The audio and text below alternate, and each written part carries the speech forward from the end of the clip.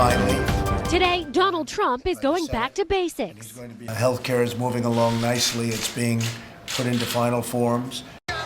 Revisiting his core campaign promises and announcing he'll reveal a plan to repeal and replace Obamacare in early to mid-March.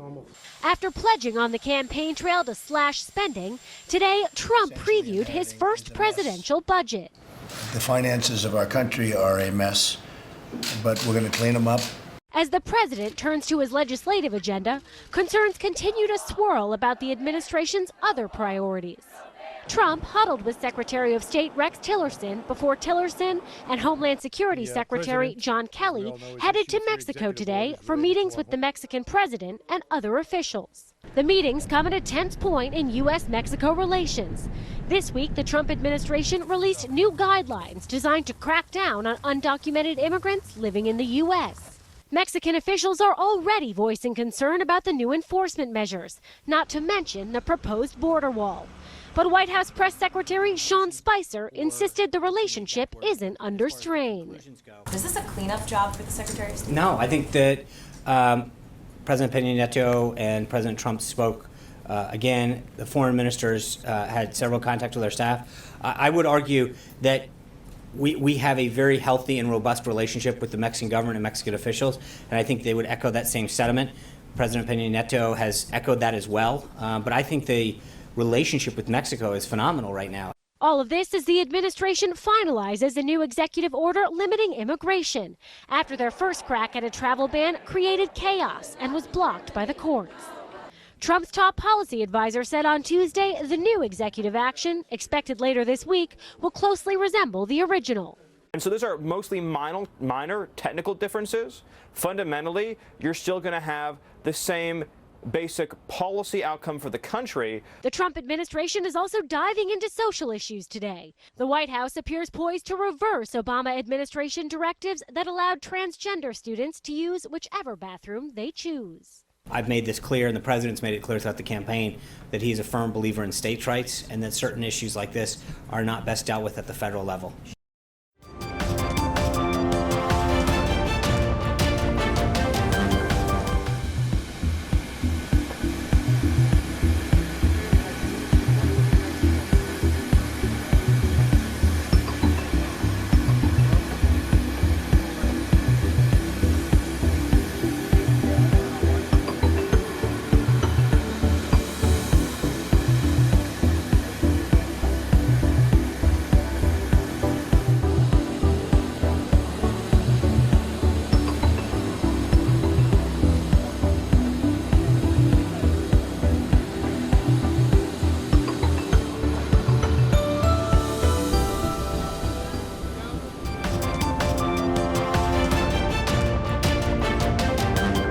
This is the first time that so many Earth-sized planets are found around the same star.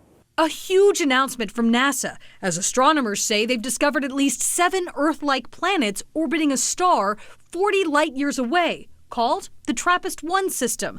NASA says the discovery is rare for 2 reasons.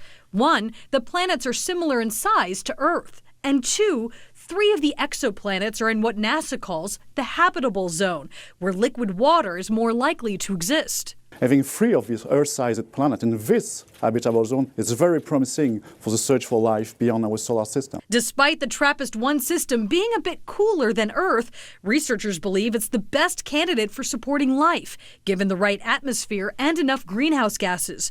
The finding could also help us answer the age-old question, are we alone? The discovery gives us a hint that finding a second Earth is not just a matter of if, but when. I'm Mary Maloney reporting.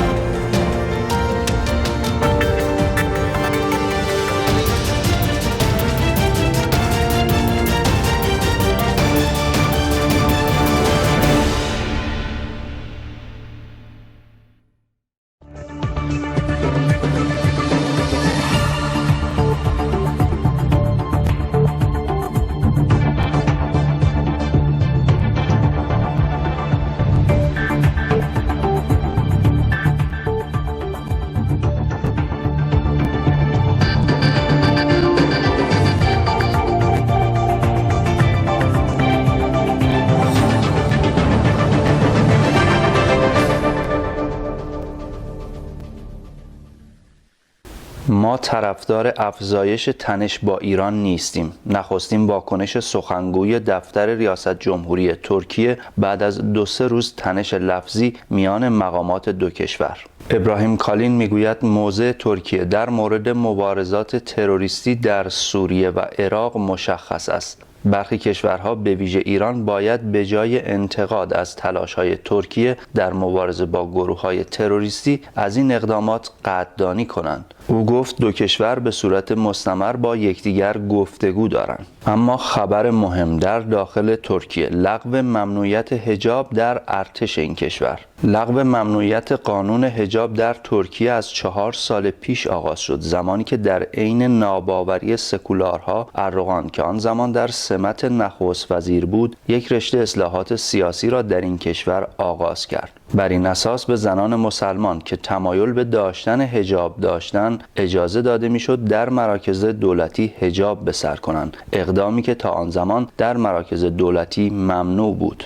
اسلامگرایان خوشحال از این موضوع آن را دستاورد بزرگ آقای اردوغان دانستند و طیف سکولار در ترکیه با نگرانی از آینده نامعلوم این کشور می‌گفتند. با این همه تاکنون در ارتش ترکیه این قانون جاری نبود. ارتش ترکیه که دیر زمانی به عنوان آخرین پایگاه سکولارها شناخته میشد، دیروز نشان داد که در راستای اهداف آقای اردوغان تمام قد ایستاده. از این بابت این پیروزی بزرگ برای نیروهای اسلامگرا و شاید باز هم شکستی برای سکولارها و لایکها در این کشور اسلامی باشد. روزنامه خبرترک در همین ارتباط می‌نویسد استفاده از حجاب در ترکیه آزاد شد که نوعی شادی پنهان در این تیتر نمایان است. اما ترکیه بسیار میل دارد این ماه‌ها خودش را به عنوان مهمترین نیروی در خط مبارزه با داعش به افکار عمومی جهان معرفی کند. نخست وزیر ییلدریم در این رابطه میگوید تاکنون 3000 نیروی داعشی توسط ارتش این کشور کشته شده‌اند.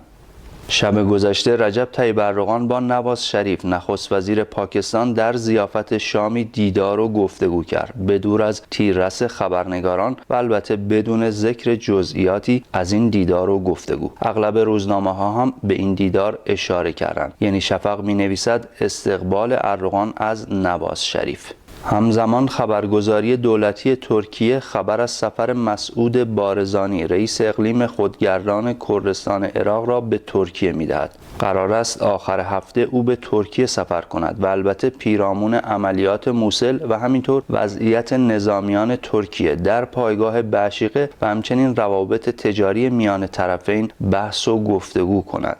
روزنامه خبرترک از محاکمه عاملان کودتای تابستان گذشته ترکیه خبر می‌دهد و در مورد حکم صادر شده از سوی دادگاه درباره آنها می‌نویسد 92 بار حبس ابد برای قاتلان کودتاگر شب 15 ژوئیه. روزنامه صباح هم به رفراندوم پیش روی در ترکیه اشاره دارد و از قول اردوغان می‌نویسد باید در رفراندوم حماسه آفرینی کنیم. در آن سو اردوگاه مخالفان و منتقدان دولت، روزنامه جمهوریت با اشاره به دستگیری و بازداشت و اخراج نمایندگان حزب کردی HDP می‌نویسد حزب عدالت و توسعه مجلس را از مخالفان خالی کرده. اما روزنامه آکشام خبر مهمی دارد و از عزم ترکیه برای خرید سامانه موشکی S-400 خبر می‌دهد. این پدافند هوایی پیشرفته روسی حالا نظر ترک‌ها را به خود جلب کرده. آکشام از قول فکری ایشیک وزیر دفاع ترکیه می‌نویسد به S-400 بسیار نزدیکیم. و نهایتاً بر اساس مصوبه جدید آموزش و پرورش ترکیه، زبان فارسی به عنوان دروس اختیاری در مدارس این کشور آموزش داده می شود. ترکیه در سالهای اخیر به ویژه علاقه‌مند به حضور فرهنگی و تجاری در کشورهای فارسی زبانی چون افغانستان و تاجیکستان بود. اگرچه بر اساس قانون جدید آموزش و پرورش تدریس زبان فارسی در مدارس این کشور اختیاری است و نه اجباری، با این همه باید گفت تدریس زبان فارسی در مدارس ترکیه را به نوبه خود باید اتفاق مثبتی ارزیابی کرد.